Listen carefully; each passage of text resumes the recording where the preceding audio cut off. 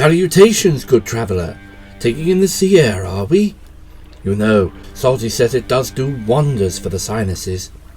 I must say, dear traveller, I am indeed fortunate to encounter you at this most opportune moment, for I have just acquired a most wonderful tale to tell you. Come along now, sit yourself upon this crate and share some of my sandwiches whilst I tell you the tale I now call Shellshock.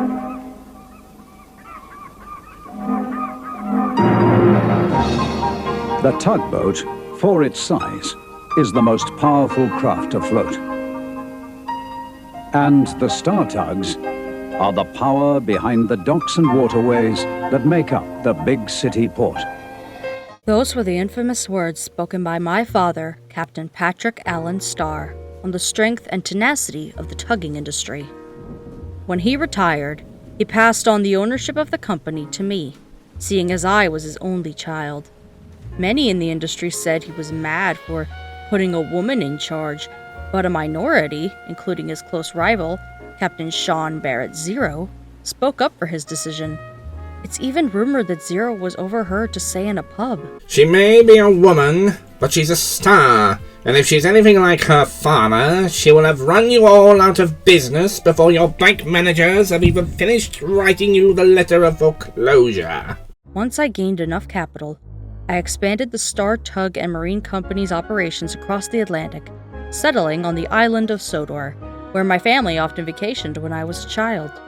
Essentially, this meant we now had branches in Big City Port and Brendam Dock. Having two branches meant a lot of resource balancing, but I eventually came up with a solution. I left the Big City branch in the care of Big Mac and Hercules, as, by this time, OJ had become too costly to run as an industrial tug, and instead chose to be converted into a houseboat, similar to how Boomer had many moons ago, so that my father had somewhere to live out his retirement in peace. In charge of the Sudrian branch, I decided to put the two most formidable tugs I had to hand, 10 Cents and Sunshine.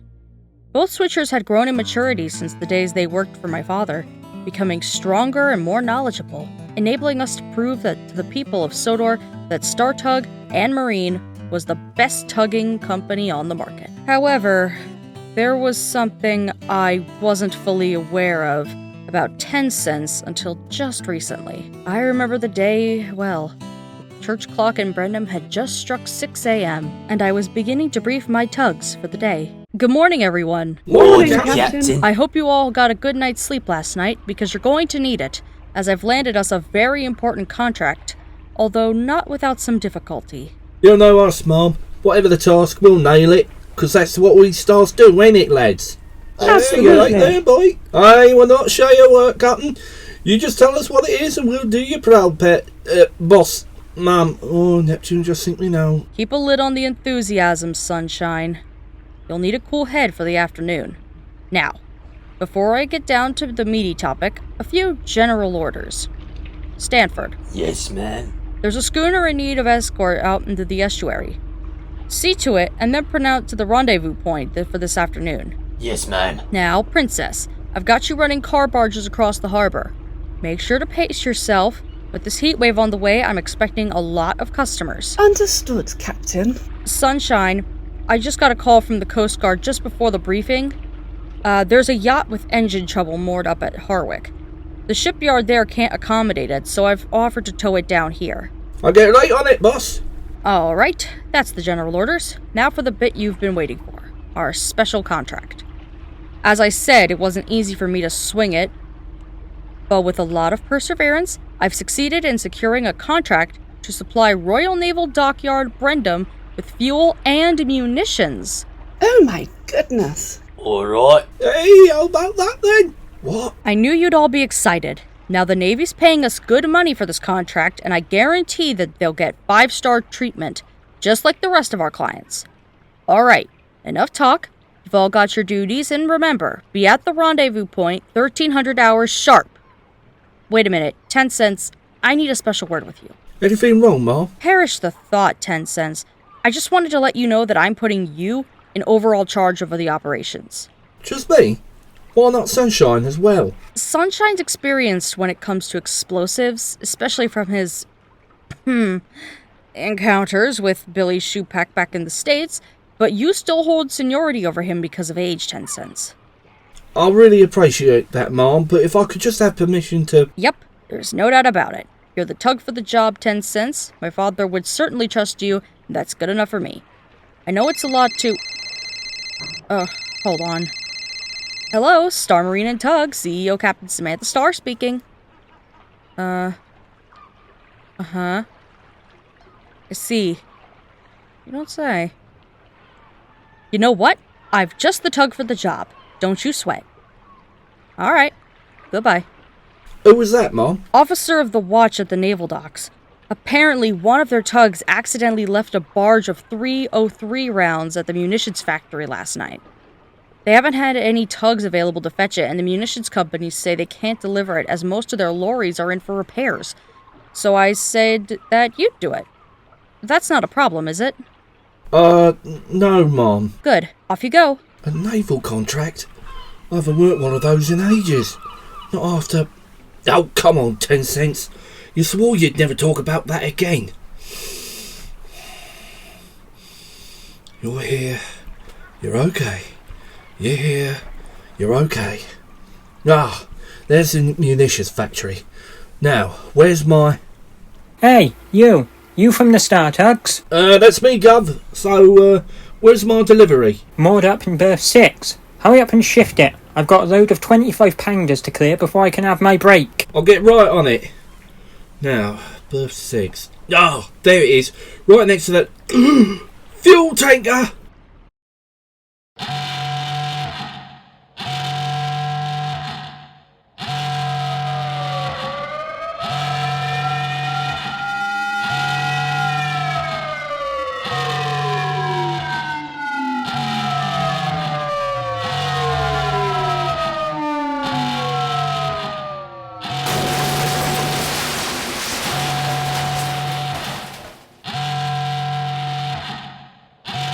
What the? Hey, you there, look out! What?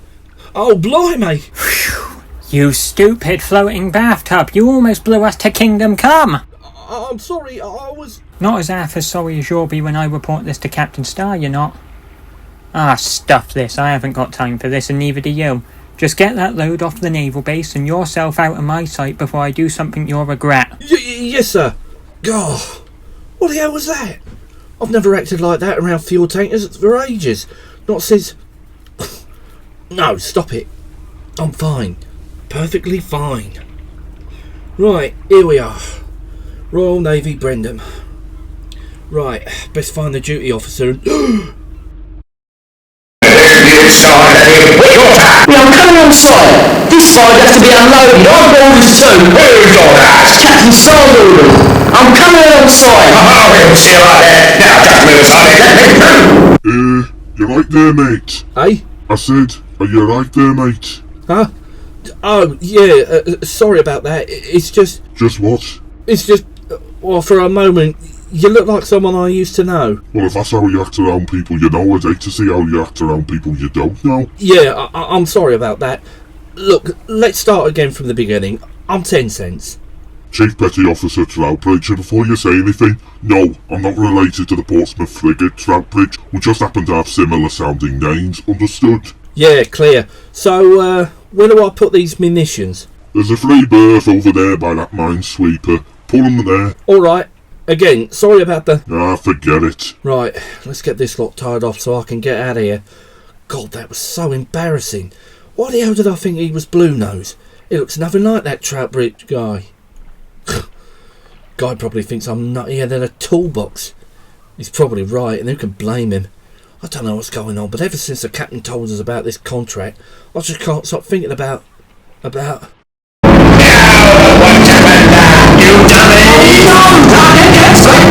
I'm in charge. Stay where you are. Way, I know what's on that barge. Get there, the whole thing's gonna blow. Stay where you are. Emergency, emergency. See yourselves! Princess, Captain Marshall, and Rule 3! My barge is clear, but Bruno's is blocking the way! I hear what to do! Stay still and do! Oh, come on, Bruno! Come on! Let's get out of here! And come! And come! And come! No. No. I've got to get out of here. Hey, 10 cents, glad I found you. Captain Star told me to... Sunshine, we need to get out of here. They're at it again. You what? Why, who's that? What again? For Drake's sake, Sunshine, don't ask stupid questions. Just run before it all goes up. Before what all goes up? Just hang on a minute, 10 cents. Hey, look out. Whoa! Gordon Bennett! 10 cents! 10 cents! Holy smokes, are you alright? What? I said, are you alright? You came out of there like the Flying Dutchman himself were after you. I'm fine. Sorry about that, Barry. Are you okay? I'm a little dinged up, but then, that's nothing new in my line of work. Just watch where you're going in the future, mate, and maybe cut back on the old throttle.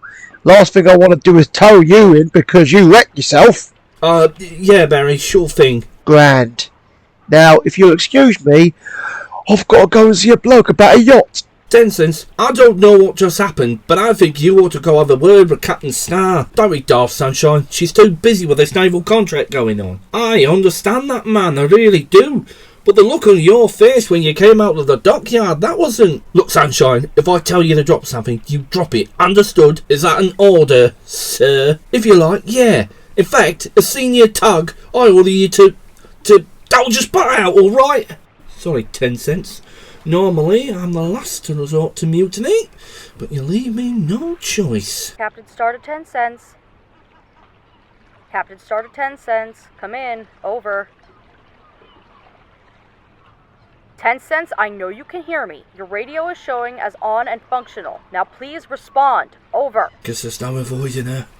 Receiving you, Mom. Go ahead. Over. Return to dock immediately. I want a word with you. And don't even think of disobeying me, as I've instructed the dockyard to police to bring you in if you fail to comply with my orders. Star out. The dockyard, Bobbies? She's not messing around. Guess I'd best head back to base and see what she wants to talk to me about.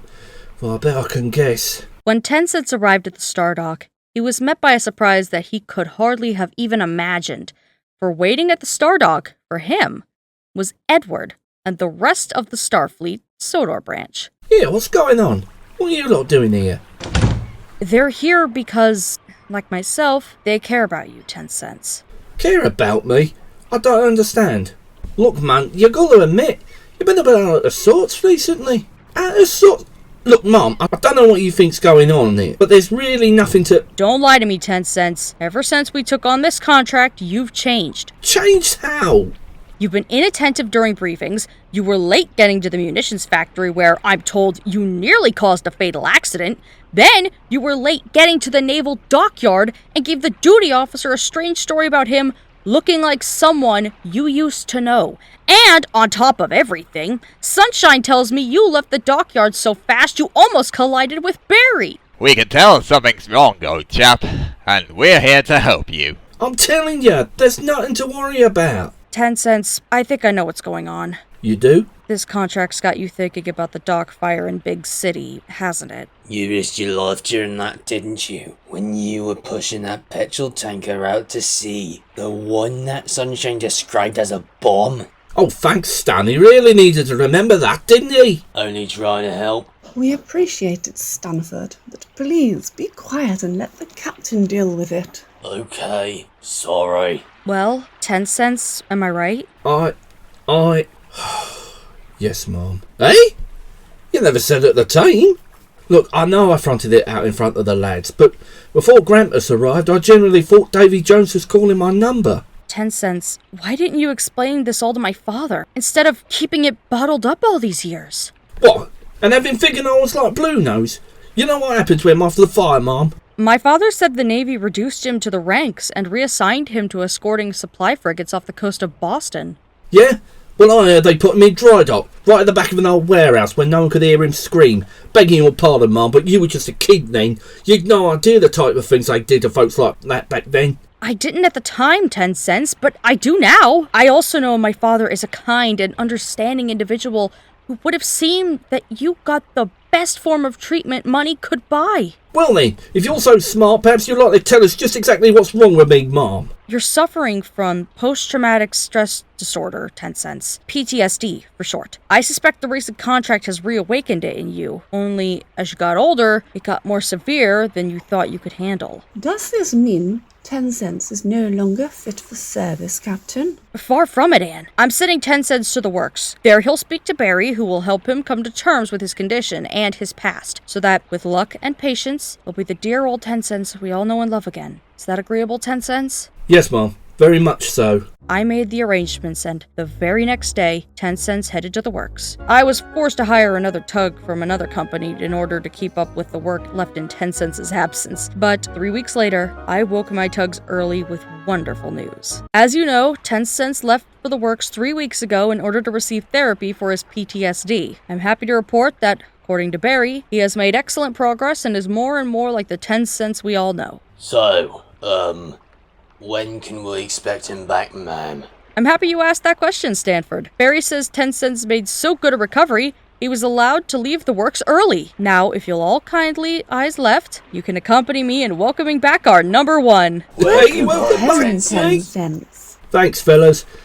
And thank you, Mom, for having the grace to see past my flaws and realise I needed help and was struggling to ask. 10 cents, we're not just a tugging company. We're a family. And family sticks together, no matter what they may do. I hope you remember that. I will, Captain. Good. 10 cents soon got back into the swing of being my second in command. He still makes brash decisions and actions because that is the kind of tug he is, but he never hesitates to come to me or another member of the fleet if he ever has a problem. Now more than ever, I think my father was right when he said that the tugboat, for its size, is the most powerful craft to float, and that the Star Tugs are the power behind the docks and waterways. Yes, no doubt about it. This definitely is TUGS. Well then, my dearest traveller, what do you think of that, eh? Yes, I quite agree. It was a rather important message, wasn't it? Pardon moi? What should one do if they too suffer like 10 cents? Do as Captain Star did and make an appointment for counselling rather than let it fester. How can one do that? Oh, there are many people out there willing to help. You just have to reach out. Ah, the clock doth toll the hour, and summons me back to my work. Farewell once again, my hearty traveller, and remember, no man is an island. You just have to reach out to see that.